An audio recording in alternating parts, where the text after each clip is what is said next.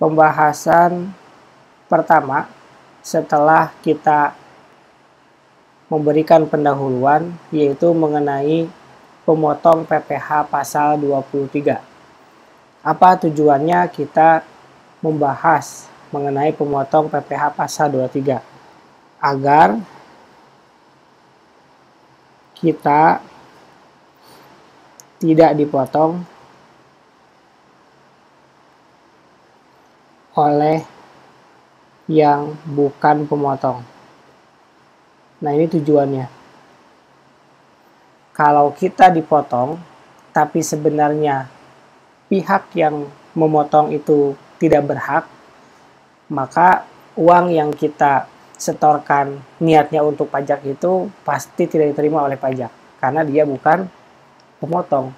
Sama halnya ketika kita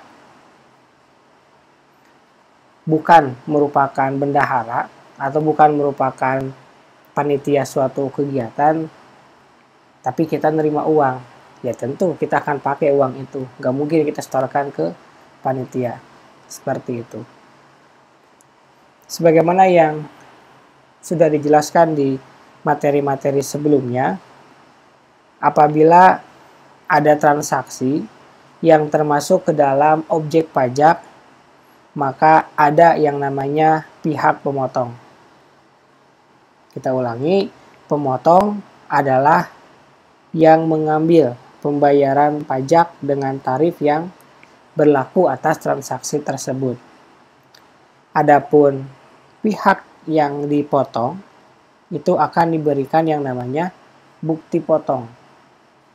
Kita misalkan ada transaksi 100 juta. Nah, nanti yang diserahkan itu bukan full 100 juta, karena ada pajak yang harus dipotong. Misalkan pajaknya itu 2 juta ya, atau 2%-nya.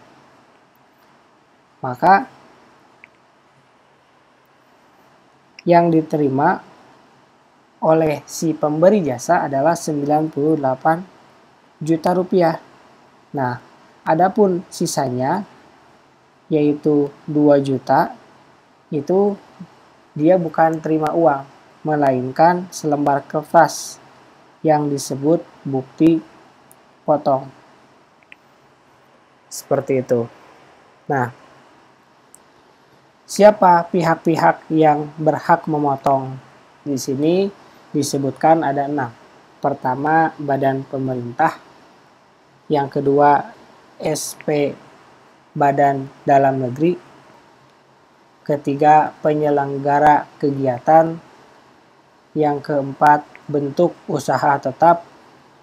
Yang kelima, perwakilan perusahaan luar negeri lainnya.